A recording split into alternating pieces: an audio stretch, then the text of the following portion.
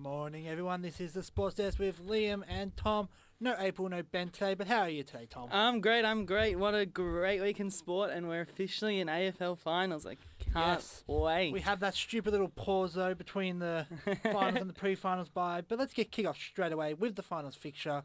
Very interesting, starts off on Thursday night with Richmond versus Hawthorn. A lot of people predicted West Coast versus Collingwood. A lot of Victorians aren't happy about that. What do you think of it? I don't know, like, on a personal level, I think it's not too bad. I mean, it spaces it out. The way that I can see it is that I'll get to watch more football on more days, so it'll give me something to do on a Thursday night. But I can see how people from the country and families especially will be like a bit salty that it was during the week.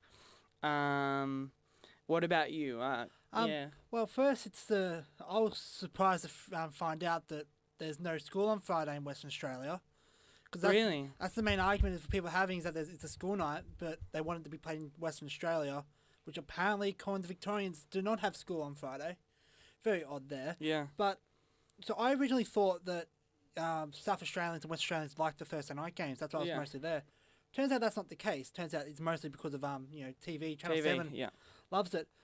It's a final. Richmond gets to start off on a Thursday night. There'll be 90,000 there. There's going to be a full house. People there'd be a full house irrespective. Yeah. It's Richmond Hawthorn. In the grand scheme of things, in the 95 years they've both been playing each other, there's never played off in a final. Never played a final. So that's the stat. Yeah. There's going to be people there. There's going to be watched all over the country on TV. So viewership won't be down, attendance won't be down. People will be a bit tired on Friday, but I can guarantee you if you go for Hawthorn and they knocked off Richmond, you couldn't care less. Yeah, I think it'll be, especially considering like the achievement that Hawthorn's like done to get into the top four. I think people will forget about it when it happens, and it just means more footy spread out across the week, which is fine for me. Well, speaking of footy being spread out across the week, for some reason, they've decided to get rid of the Sunday final. I think the last time there was a Sunday final was 2015. Mm-hmm. I just don't know. What do you prefer, Sunday or Thursday? I think I prefer Thursday actually. I think I do too. It gives the team that break. I'm not the ones that are disappointed, like that are affected by Thursday night final. Well, your team's playing what, Saturday afternoon. It's fine. All Sydney Derby wasn't expecting it to be prime time on a Saturday. But yeah, I'm quite happy with the Thursday over a Sunday, I think. The only final actually I think is a bit iffy is the West Coast Collingwood one, only because if Collingwood lose, they're going to have to travel back from Perth to play on the Saturday. That was Collingwood's issue, but again, it's it's not a big-ish deal. They'll be the Collingwood one will be the later game if they make it, so it'll be on the Saturday night. So they'll have, 6.5 days instead of 7. And they'll play the Sydney or GWS who will have to travel anyways to Melbourne. Yeah, so they get to play at their G anyway. Yeah, you're right. So I think they're just complaining for no reason on Collingwood's part. Have to travel twice in a row. That's a bit un-Collingwood. Like, Eddie McGuire's probably on the phone like, what is this? Definitely. Let's get straight to the big day yesterday. 2.5 big news stories. Yeah. We'll get to the first. Nathan Freeman. Yeah, I just saw that. 2 games for St Kilda late in the season. Got the flick. Yeah. And apparently he's not getting picked up as a rookie by them. No. And also Billy Hartung got delisted from North Melbourne, which kind of indicates either a Polak or Gaffer definitely on their way in. Yep. Let's start off with Freeman. What do you? I think it's very odd. I think it's not a good look for St Kilda. It's devastating for Freeman. When he played his first game, there was this photo of him, and it showed all the injuries that he received and how long it took. I think it's like a classic footballer photo or sports person photo when they get injured a lot of the time. And the amount of stuff he had to go through just to get his first game and the amount of injuries he received, it's so unfortunate. And I think like St Kilda might be thinking like, we gave him his opportunity. He played 2 games in the AFL. What more can you ask for us? It's just super devastating. I'm just looking at the way Sydney's handled Alex Johnson has been fantastic. Sydney could have easily now announced that Johnson's getting delisted or that. Even after the second one, yeah. They could have announced. They probably would have announced at the end of the year, maybe. Like I said a few weeks ago on the show, that I think he might get delisted for the season and then see how he pulls up and then redrafted in 2019. Yeah. I saw Nathan Freeman in both of his games and I thought he looked fantastic. He looks in good shape. He moves quite well. I think he's likely to be picked up at another club. Yeah, maybe as a rookie. I don't know. Yeah, it would be incredibly risky. If no clubs lose anything out of it, maybe. That's the beauty of the rookie draft, though. Really. Yeah, so we'll have to wait. I could see him go to a struggling club, like a Carlton or a Gold Coast, if they've got no other options. If Gold Coast are desperate for players. If I was Gold Coast, I'll definitely have a look at him, actually. That's not a bad one. Yeah, Gold Coast might inquire. At this stage, I would get anyone they can get their hands on if they're going to lose in May, as well as Lynch. And another one was Billy Hartung, who got delisted from Hawthorn last year. He hadn't had a bad year for North Melbourne. He had a good first month or so. And then struggled after. Got dropped halfway through the season, came back in because a player in his position was injured, not through his form. I don't disagree with their decision. It's just unlucky. Especially if they're getting Pollard. Unlucky for him, yeah. And like you said, it just means they're going to get someone on that wing halfback role who is better suited in terms of kicking ability rather than pure speed. Yeah. I've got speaking of North Melbourne, I think getting Pollard might be a bit risky considering he left Brisbane through homesickness. That's why he left Brisbane, unless he's full of it.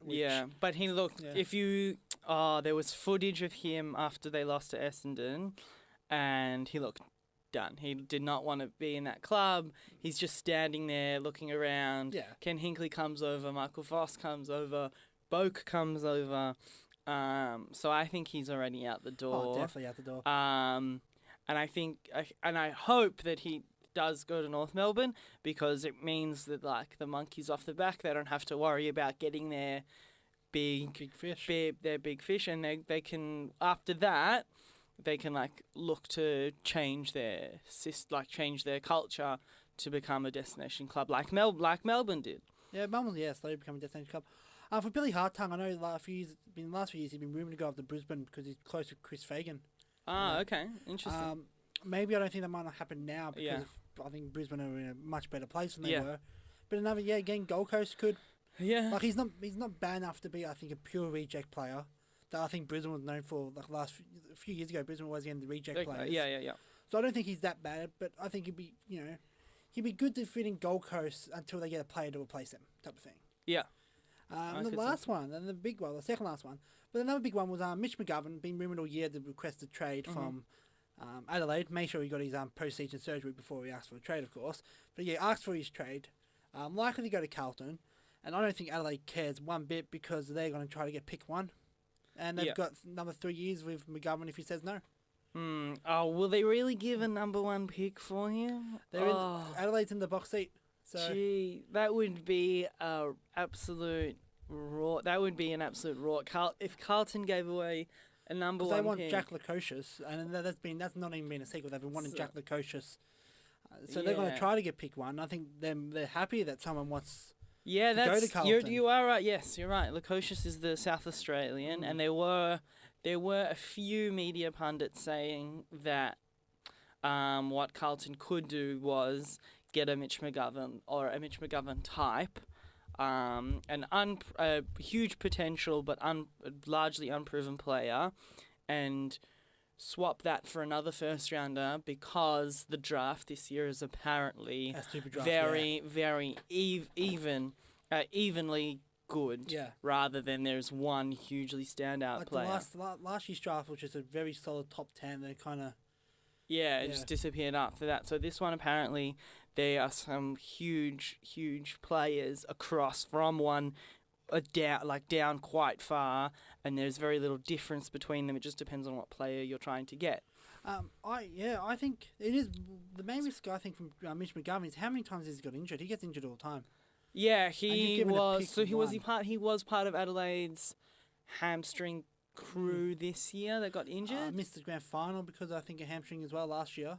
Yeah, did he? Wow. Yeah. Okay, so not great hamstrings. We've decided. Think back to another team that's done similar, which Freeman and the Lockie Weller. Lockie Weller hasn't missed a game since the start of 2016. Yeah. So at least he's got that longevity about him, where Mitch McGovern is a bit injury prone. Yeah, they played him in defence for the last game of the season against Carlton, and he looked so much like his brother. Again, it was against a VFL club, so we can't really judge that. But if they were to get him and play him in defence, and he wanted to play in defence, it would release a lot of pressure off the likes of Wiedering and Simpson and Doherty, and it would really set them up defensively. And then they put the time into Harry Mackay next year properly. I could see a Carlton getting better. I could too. I think he's definitely going to Carlton. I know there's talk that Hawthorn is now in the mix. That would be insane. The thing is, unlike most players, Adelaide holds the key. Yeah. Like, they've got another 3 years. They can easily not trade him if they don't get pick one. So if Carlton really wants him, Adelaide's going to definitely ask for pick one. Does that mean Adelaide might give up their first round? Most likely. But yeah, Adelaide, I think likely they're going to get him. Likely going to get pick one. He'll go to Carlton, and they'll get Jack Lukosius. And then Lukosius will stay in Adelaide. I could see that happening. I think that's a win for Adelaide. That's probably why they're not fussed. Unlike the Jack Lever one last year. Yeah, if they do get Lukosius, that would be incredible. Just before we go to a break, a lot of talk, and I think Brisbane just announced something on AFL.com, that Dane Beams has made it clear to them that he will go after his 2-year deal runs out, but he's going to play out his contract. But if he does ask for the fact that he hasn't come out, or this rumour of him leaving this year hasn't gone away, it's something to make him look, in my eyes, something to make him look bad as a player, as a person, that he's stringing Brisbane along. Yeah, so the issue was that he was saying, I'll play out my contract, but then having conversations with Victorian clubs, especially Collingwood, where he started his career. But he just came out a couple hours ago. Yes, would have been 8 o'clock this morning. That Brisbane said they're not going to trade him, and he's going to live out his contract. That is dangerous territory. Any player, as you would know, Cam McCarthy situation, any player that is just playing, just being in a club waiting to be traded, will never works out. Just look at Gabbert last year. He just did not look there. Yeah, he left. He stopped playing. Yeah.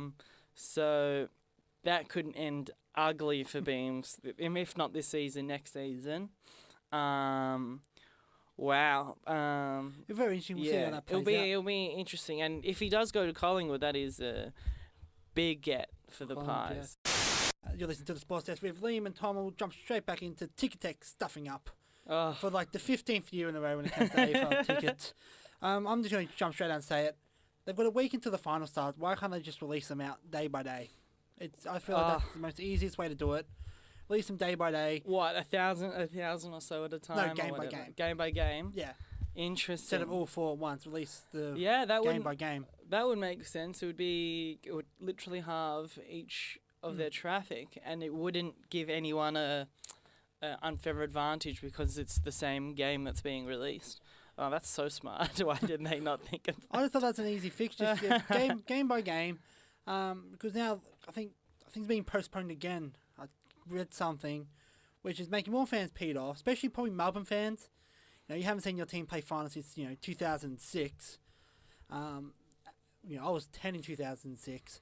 Wow. So even if I was a Melbourne fan, I wouldn't even remember them playing finals. No, you wouldn't. But finally getting to go to their first final against Geelong, and a team statistic-wise, they haven't had good final success. Yeah. Against Geelong, haven't won a final against them since 1954. Wow. Yeah, you want to go to that game and you want to get your tickets, and fans at the moment are struggling to get tickets because of Ticketek stuffing up. Wow, it's just classic. Like, it's just a classic situation that happens every year in not just AFL, in multiple sports. I remember they were selling A-League tickets in Newcastle for like $2,000 like retail, because they sold out so fast. Like, tickets are always an issue, whether they sell too fast or too slow, or they can't sell them at all. Well, I've recently bought, and AFL can't do this because there's not enough time, but like I've recently bought my tickets for the Australia versus USA game. Yeah, the basketball. Yeah, and because they had a Visa pre-sale, then a Telstra pre-sale, and I did the same with the WWE when it comes to the MCG. I've done the same. Too bad the AFL can't do a pre-sale like that. No, well, to make life so much easier. Because it's not a one-off event, so they don't have it. And they do have pre-sale. Their pre-sale is club members. Their pre-sale is club members and AFL members. Like, that's what it is. And even AFL members get a 4 or 5 hour advantage over the general public for the 2 Melbourne finals. For the 2 Melbourne finals. So They do still do it in stages. Yeah. I think people just assume because they're MCG that there'll be general admission tickets, and then they won't be general admission tickets because they're so big. Is there general admission tickets? There will be. Yeah, there's not many though. There will be, but I think it will sell out, especially the Richmond Hawthorn. Oh yeah. The Richmond Hawthorn game. Yeah, the Melbourne. They must have all gone at the same time. The Melbourne Geelong one won't be a sellout. It'll be a big crowd. I'm guessing 70,000 there. There won't be as much for the Geelong one? Yeah. Really? I was expecting a little bit more. You think a little bit more? Yeah, I think it'll be 80,000, but not crazy. Not crazy attendances. I think the crazy attendance will more likely be in the Hawthorn game. Yeah, the WA game will also be sold out, as well as I think the Sydney Derby. Yeah, which is it doesn't have enough big enough. The Sydney Derby will be sold out. You won't even get a chance to get a ticket if you're not a member. It is absolutely massive football, and the two teams in Sydney have done a fantastic job. Probably don't talk about it enough, especially on this show, is because of how bad football in Queensland's going. The football in Queensland is just Sydney's just going along fine, really. Yeah, well, they've been there. The Swans have created that culture over a number of years, and in the 90s especially, apparently it wasn't great. Yeah, the 3 spoons in a row. Yeah, so they had to do something, and the Giants are doing a long game. They're making the generation after all want to play football and want to be part of the Greater Western Sydney Giants. So they're doing their part, and it does help that they win games and make consistent finals. So listen out, Gold Coast. But yeah, it's just I can't believe Ticketek just. I told you my theory, not my theory, but my idea about the Gold Coast Suns? It was the fact that Brisbane hasn't been good, so it hasn't given the fans that want to be different and go for the non-popular club. Yeah. The Gold Coast don't have those fans. No. Well, I'm pretty sure GWS, Fremantle and Port Adelaide all had those fans when they entered. Oh, I don't want to go for the big club, I'll go for the smaller club. Yeah, Gold Coast never got that, unfortunately, because Brisbane hasn't been successful. Yeah. Speaking of Brisbane and Gold Coast, you guys discussed last week on the show about Port Adelaide, Essendon and Adelaide. Yeah. And apart from them, who else out of the bottom 10 you think's been disappointing? St Kilda. I think St Kilda were the most disappointing, other than the teams that made finals last year. So apart from Adelaide and Port Adelaide, and Essendon. So all 3 of them made finals last year. That's correct. Yep. So other than those 3, they're definitely St Kilda. St Kilda, a season and a half ago, were on par with Melbourne. There was a Melbourne-St Kilda game, 4 or 5 rounds in or something. They kind of tried to create their own rivalry between the two clubs. And it was this game is the chance to see which team is on the correct, done the correct process for their rebuild. And then St Kilda won that, and they were 1.5 games or 1 game out of the 8 last year. Or the year before. I know in 2016 they were in North Melbourne had a high percentage. Yeah. That was it. And then look what happened this year. Like they just couldn't get anything to go right. Their kicking was atrocious. Just absolutely atrocious. Correct. And it's said time and time again, they lack a genuine A grader.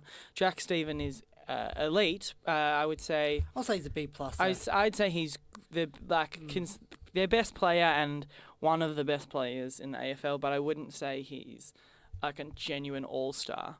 And the last. Oh. So someone's taking a photo of us outside. Yeah. But yes, I do agree with you that Yeah, Jack Stevens is the closest. I think Seb Ross is on his way up. Yeah, same with Jack Loney, yeah. but they're all unproven. They have a lot of workhorses. That's their thing. They needed to get their gaff or their genuine midfield star. And they need a mature player. I think getting rid of Montano and Rivas. Yes, and it's just not smart. They're gonna try and get another mature age recruit, and just you just got rid of the greatest captain of our generation. It's just super unfortunate. For me, I think it has to be Carlton. Really? They're finishing last but again. What did we expect from them? I always say that. Not to finish last. Yeah, really? Not to finish last. I expected them to be probably in the bottom four, but not last. Not winning, the last time Carlton won 2 games was 1901. 1901. And if it wasn't for St Kilda sucking for the first 5 years of the VFL, they probably would have finished last there as well. Mm-hmm. But the worst season in over 100 years for the Carlton Football Club. They defeated Essendon, which is their big win, and then they defeated Gold Coast, which I tipped Carlton to defeat Gold Coast. Yeah. I knew they weren't going to back up their win over Sydney. But the 2 wins, you could kind of say were both flukish. I don't think any of them were dominant wins. No, the Essendon one was a team lacking of confidence against a team who thought they could do it and looked like to be a one-off until that Gold Coast game. And they really haven't looked like... I think the Bulldogs game, they came close. They played okay against the Doggies a few weeks ago, but that's about it. But they look like a team lost in their game style, in their culture, their off-field culture as well looks a little bit off especially when they were saying that they definitely don't want a priority pick, standing in solidarity. It's just a bit strange for a club to do that. And the fact that they didn't pick Harry Mackay for half a season, it's just you just wasted a year. I would be too much pressure on Charlie Kerner as well. Yeah. Way too much pressure on Charlie Kerner. And I think both of them together would be incredible duo. And I think Mackay needs to be shown a little bit more before they make judgment calls. There must have been a reason why he didn't play in the first half of the season. And I also find it when teams, I think I read something saying that reviewing Gold Coast season, saying is Gold Coast worse than Carlton? No team is worse than a team that finishes last. Yeah. No matter how you put it, the team that finishes last is always the worst team of the year. And the fact that Carlton's finished last in 2002, 2005, 2006, 2015, and 2018 has only played finals since the 2002 wooden spoon 4 times, and one was because of Essendon. Yeah. So they technically only made the 8 3 times to win 1 final in that entire period. And the one final they won was when they finished 9th. Anyway. Oh, I also meant the one against Essendon. Yeah. So they won 2, but yeah. It's been and people cannot blame the salary cap. That happened in 2002. The only issue about that is that financially they still haven't got back on their feet, so they haven't been able to build like Essendon's, I think $7 million training facility, or Fremantle's $21 million training facility. So that's probably the only thing that's an issue with Carlton. But I think by far they've been the worst. It's just been just a failure on their list management for years, compounding for years. And they're getting Brad Lloyd, who a lot of Free supporters, I saw when they announced he was going, Free supporters were jumping for joy that he was leaving. So they weren't happy with the way he's done it, so good luck with Carlton over there. On the opposite side of the spectrum, any of the bottom 10 teams, who would you give a pass mark, a tick, everyone thought North Melbourne were going to be last. I had North Melbourne last. Yeah. And they were 1 quarter. If we look at it as the whole season, they were 1 quarter away from being in the top 8 and kicking Geelong out. There's so many scenarios where Geelong should not have made the 8. Yeah, they were the 1 best quarter example away. was Melbourne's two Melbourne's two, but after the Sirens, yeah. Geelong should not have made the 8 this year. But I kind of agree, but I will be different, you know. Mm-hmm. The whole point of the show is the debate. I'm not going to say Brisbane. I think Brisbane was a bit overrated this year in terms of they did good, but the way people played it up was that, you know, they're going to win the flag next year. Yeah. I would say the Doggies. I love the way the Doggies finished the year. Yes. They started the year atrocious. And I remember one of the guys we did the sports test with in season 1's a Doggies supporter. And I said you guys are a shell of your 2016 team. But the way they finished the year, like the Bontempelli standing up, Dunkley and all that, they stood up and I think they played fantastic. Even Josh Shackey, not being dominant, but he did enough. Yeah, he finished, but everyone finished the year on a positive note, which is, for a team that doesn't make the finals, that's everything you want in a season. Yeah. If you know that it's a rebuild and we're blooding young kids, the thing you want is for it to click at the end of the season so you can go into good stead into the off season and then make sure they understand that in the preseason they know what's expected of them this year. They've got some genuine stars in the making. Jack McRae, what a season. Yes. So that's who I was thinking of, Jack McRae, not Josh Dunkley. Jack McRae. Yeah. That's the one I was thinking absolute insane season. Dunkley was in form in that last 4 weeks. And of course everyone knows Bontempelli is going to be the next captain of the Bulldogs and an absolute star and I think he is one of the best players in the current competition with 20 possessions. His 20 possessions is as good as Mitchell's 40. Not to bring up old wounds, but he's I think he only got like 20 possessions in the 2016 grand final. Yeah. And he really turned it on when the Doggies started to turn it on. Yeah. Which half the reason they got over the line. So I think they have the talent. They're probably still. I still think they're missing. Yeah, they're still missing that genuine their forward presence. Shaki is still unproven, and they still rely a lot on Morris. But I think that because they keep getting decimated by injuries every year, when they have a completely fit team, I think both ends of the ground will be fixed. And I stand by this, and I'll die by this. The Western Bulldogs are a better team when Eastern Wood is playing. Yes, of course. I remember saying that last season when Eastern Wood went down against Brisbane, and I was like, yeah, they're not playing finals. Yeah. As soon as Eastern Wood went down, I was like, yeah, they're not playing finals. Yeah, he is the barometer. I would say him and Bontempelli are two barometers of that club. I'll say Wood's one of the most underrated players in the AFL. And he'll keep the captain. Hopefully, he'll keep the captaincy until for another year or so. Yeah. Maybe share it with Bontempelli in the next few years. I'm not sure Bontempelli wants it yet. Speaking about just quick before we go for the song, the rumours of not Chris Judd, Mark Murphy stepping down as captain, and the likelihood of Doherty and Cripps to share it. Yeah. Wow, that would be big. I like the idea of Cripps. I'm very much against. What's your opinion on young captains? No, I'm fine with young captains. Yeah. I'm against players from other clubs captaining clubs.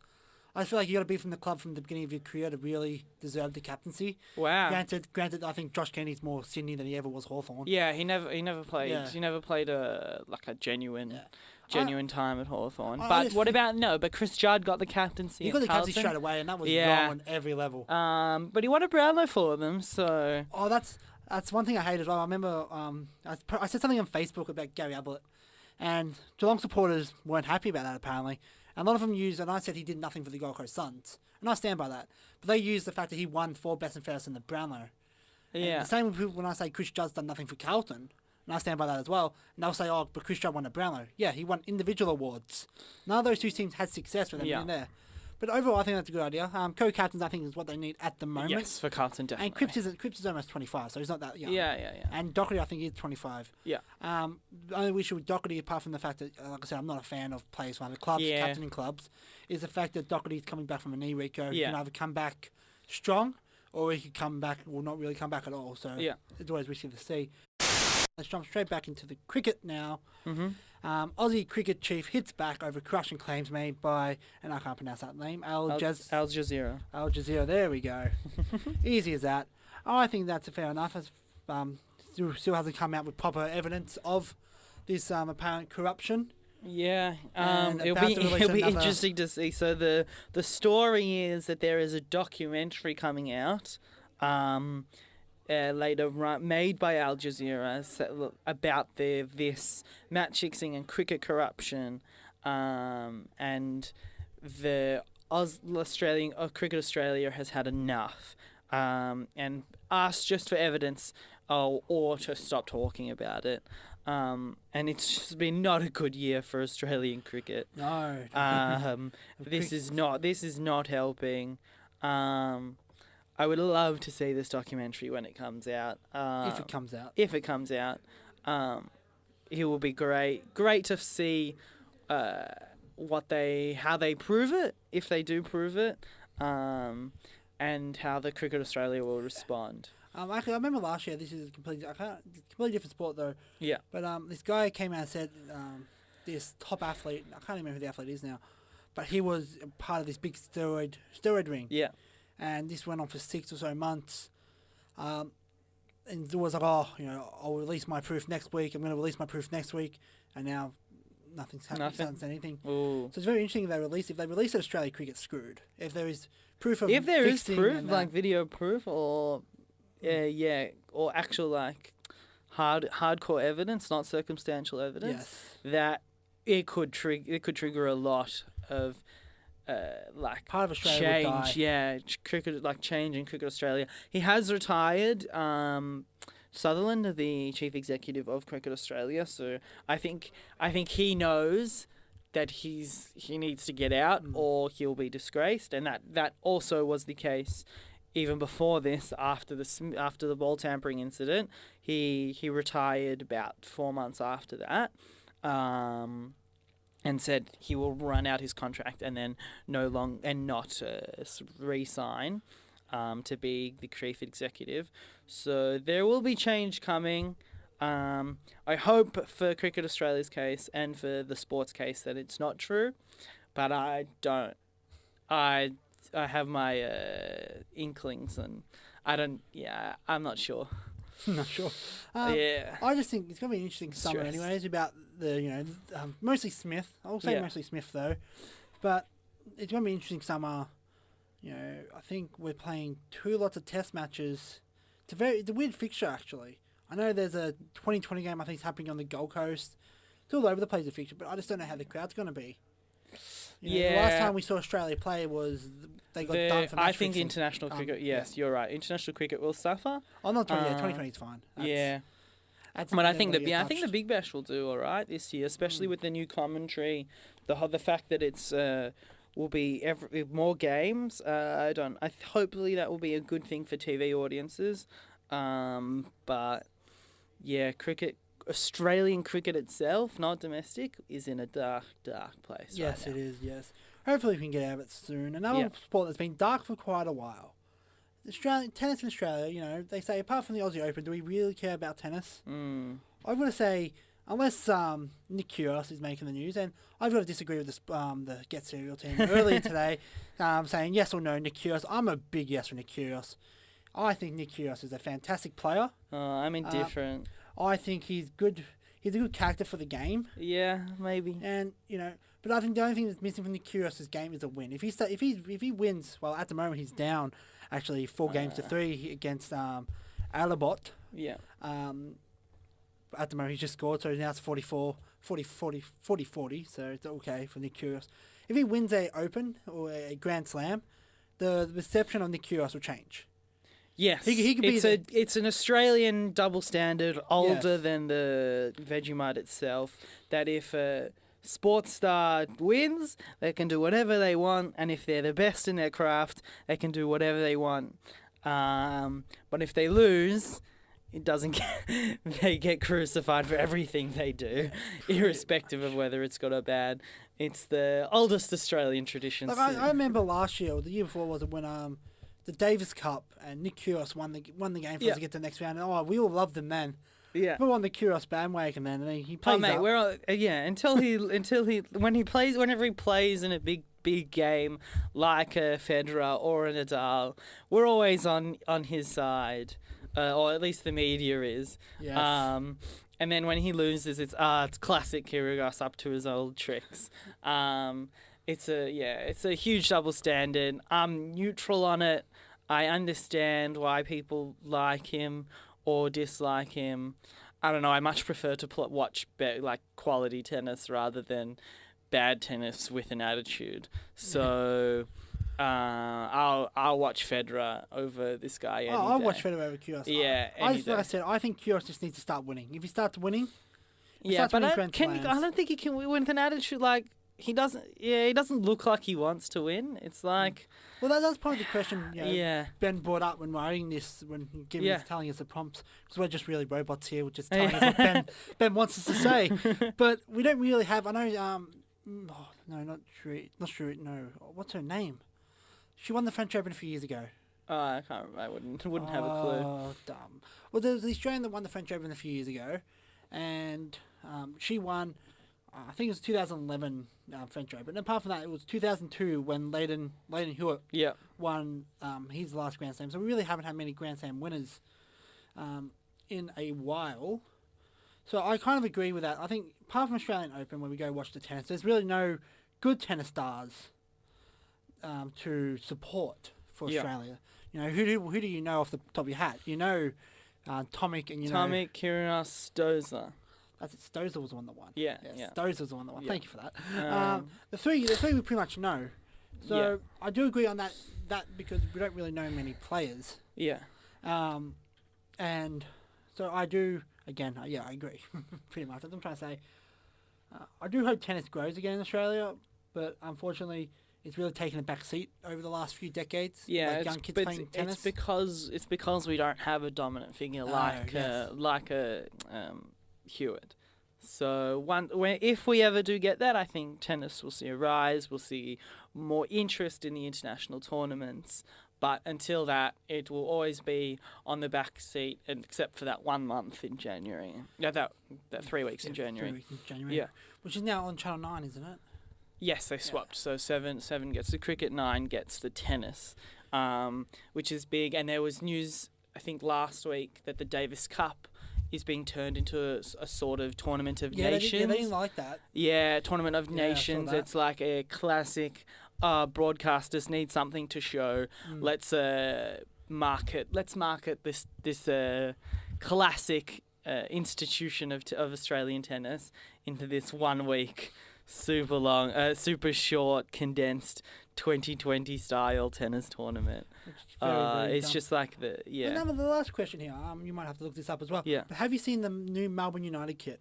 No, I haven't. Oh, look it up. I'll quickly talk about it. The new Melbourne United kit. One, I'm still not a fan of their changing names from Melbourne Tigers to Melbourne United. They're always Melbourne. Always been Melbourne Tigers. You're a bit late to the party. No, they've changed their kit for this season. Yeah, I know. That's what I'm saying. Melbourne Tigers was a while ago. No, I'm saying I've never been a fan when they changed their name. Yeah. So when they changed the name, I haven't been a fan. But this new kit just makes it even worse for me. It is an atrocious looking kit. Is it the silver one? Yeah.